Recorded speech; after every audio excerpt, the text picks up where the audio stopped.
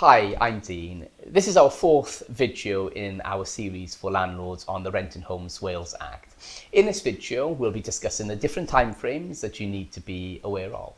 The Renting Homes Wales Act came into force last week on the 1st of December, so you should be aware of it by now.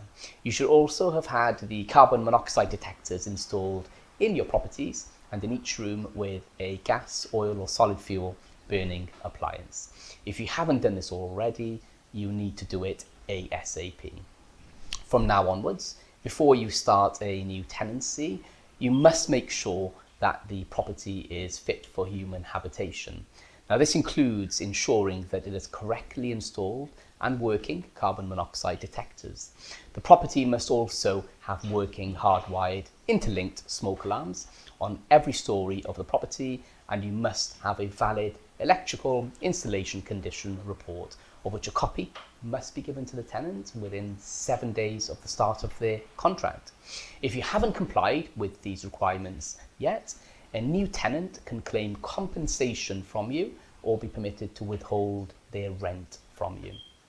Now, tenancy agreements have been replaced by occupation contracts under the new rules. So instead of issuing an AST to a new tenant, you now have to give the tenant, who is also called a contract holder, a written statement of the relevant occupation contract and an inventory within 14 days of the occupation date. You must also register the deposit with an authorised deposit scheme, and you must provide the contract holder with the required information for the deposit within 30 days of it being paid. Now, existing tenancies automatically converted to the relevant occupation contract on the 1st of December, so you have a maximum of 6 months from that date to issue your tenants with a written statement of the converted occupation contract. Certificates for the property must be provided to the new contract holder at the start of their contract. This includes the energy performance certificate, gas safety record and electrical installation condition report. For certificate renewals, the electrical condition report must be provided within 7 days of completion, and if any remedial works are required, the confirmation of their completion must be provided within 7 days. Gas safety records must be provided within 28 days. Notice periods are also changing under the new contract.